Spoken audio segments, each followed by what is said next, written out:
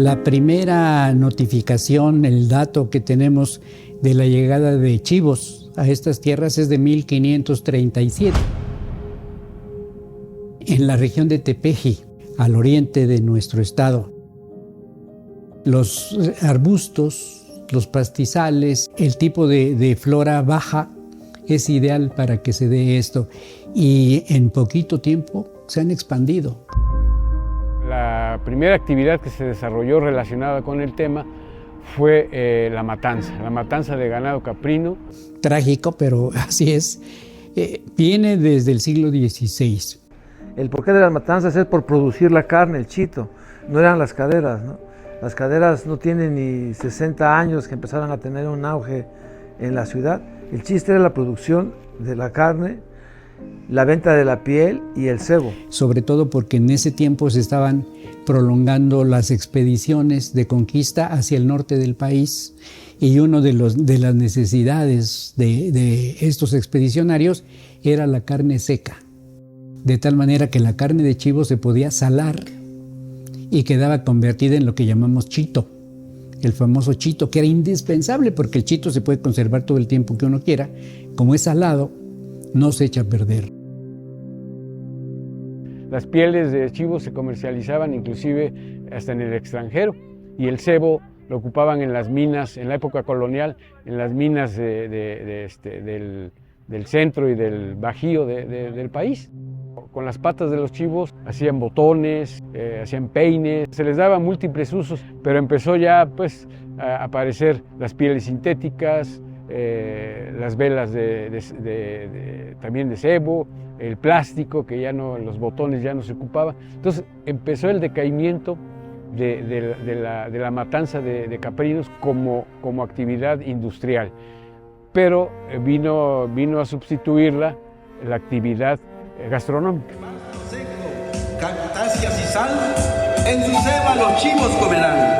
Durante las noches, ahí en la cumbre, los pastores sus fogatas prenderán. En San Mateo, Zacochicalco, los trozos de ganado. Somos muchísimas familias los que dependemos de eso, ¿no? Hay familias del medio agrícola, ganadero, ¿no? De los más desprotegidos. El pastoreo se dio no hacia la región de Tehuacán primero, sino a la región de Puebla. Las notas más antiguas de matanzas o de llegada de pastores se dan en lo que hoy es Valsequillo. Y acá, esta zona de Tehuacán, en la zona serrana de San Pablo Zoquitlán, llegó un español, don Francisco de Montalvo, quien venía de la zona de Segovia, una zona dedicada a la mesta precisamente, y a él se debe la incursión de los primeros caprinos a esta zona de Tehuacán. Cuando se hizo muy grande la cantidad de chivos, entonces decidieron llevarlos a la zona de la Cañada de Tehuacán y hacerlos en San Gabriel Chilac, en el propio Tehuacán, en los Miahuatlanes, los dos Miahuatlanes que hay, en toda esa región hacer matanzas, porque allí sí, con motivo de la matanza se hacía una fiesta, pero una fiesta de todos los que participaron, de los matanceros, de los pastores. No había turismo, no había absolutamente nada de esto. Y ya estaban listos los compradores de carne para llevarlas a los pueblos y venderlos, absolutamente todo, no solo eran las caderas. El ciclo de vida del chivo es muy importante, no se puede comer chivo todo el año porque no es buena la carne, se tiene que procesar en vivo en el animal, de tal manera que poco a poco se fue dando la costumbre de que los pastores, que cada vez quedaban más lejos de las ciudades, tuvieran listo su ganado para trasladarlo con el tiempo medido exactamente para que llegaran justo cuando la carne estaba ya en su momento culminante. No les permiten tomar agua porque el agua produce un efecto en la carne que no es buena a la hora de matarlos y usar la carne. Entonces les van dando sal y el agua, el líquido que necesitan lo toman de las hierbas que van comiendo, principalmente orégano que hay en el campo. Orégano también se trajo de España, no había en estas tierras, pero cundió por todos lados. Y las otras hierbas que comen estos animales, eso le va dando un sabor especial a la carne.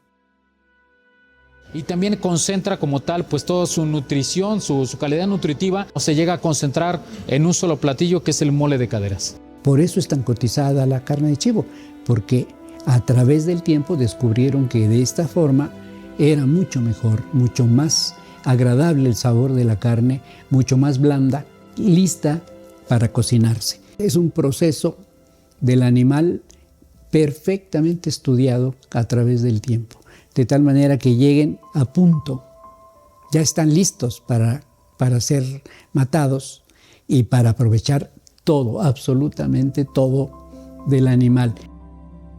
Los grandes acaparadores eran los hacendados y los pastores pues no ganaban mucho, ganaban muy poco, porque traer a los animales durante muchos días y dormir con ellos en el campo, buscar que no se acerquen a los arroyos, que no vayan a romper ese ciclo tan importante, es un desgaste terrible. Y entonces ahí van los hatos de ganado que no tenían que ser demasiado grandes para cada pastor, sino que ya estaban asignados a determinados pastores, y ahí van todavía, porque en eso no ha cambiado absolutamente nada.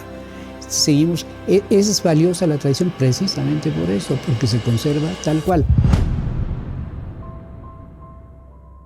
Afortunadamente, pues haciendas como la Carlota, San Lorenzo, Teotipilco y otras, pues se enriquecieron precisamente porque recibieron todo esto. Lo que se fue de Puebla se acumuló en aquella zona de nuestro estado y se hizo importantísima. En Guerrero se hace también matanzas para la propia región de Guerrero y la zona de Guajuapan en Oaxaca. En Morelos creo que desapareció totalmente, pero Puebla se volvió la más importante sede de esta tradición y de esta matanza. Bueno, el guiso sale de una tradición prehispánica. El mole, el chilmole. El mole, como lo conocemos, es poblano, es de los conventos poblanos, pero el chilmole no, es de la época prehispánica, que consiste en hacer una salsa, un guiso a base de varios chiles, y para bajar un poco el picor se le pone un poco de tomate o de jitomate, según el gusto. Es mestizaje puro. Esto es los caprinos que vinieron de España con los chiles y todos los ingredientes mexicanos. Bueno, no mexicanos, sino prehispánicos, ¿no? Se mezcló, se hizo esto y salió una tradición. En las fiestas se le añadía carne de ave, o sea, de guajolote, de pato, de lo que se pudiera, de aves generalmente, de animales pues no lo sabía. Cuando llegan los españoles y traen estas carnes, la carne de res, la carne de cerdo, que llega primero a Puebla que a cualquier otro lado, y luego la de chivo, pues entonces el procedimiento es lógico. Ese tipo de chilmole tiene una especialidad, que además de todo lo que se le pone en prácticamente todo lo que era Mesoamérica, aquí se le añade guaje. Eso lo hace mucho más fuerte, mucho más consistente y con un sabor más fuerte, más penetrante. Entonces agarró un tono muy distinto al mole de todos los días o de todas las fiestas. Y luego, añadiéndole la carne del chivo, con todo lo que suelta la carne del chivo, pues se volvió un platillo exquisito. Así se fue creando a través del tiempo hasta que llegó a ser un platillo como lo conocemos ahora, pues un platillo de difícil preparación, de muy cuidadosa preparación, pero de un sabor extraordinario. No se compara con un platillo que se come en el resto del año. Es un platillo fuerte, pero yo creo que ahorita en esta época que ya empieza a hacer algo de frío, la verdad te hace entrar en calor muy bien. Y pues para echarte una plática y después unos buenos mezcales, creo que es bastante rico. Bueno, no, es que dicen que en el mole de caderas se recrean los 5 sentidos. Puede decir que para ubres y caderas, las tehuacaneras, y si comes chito, seguro muchachito.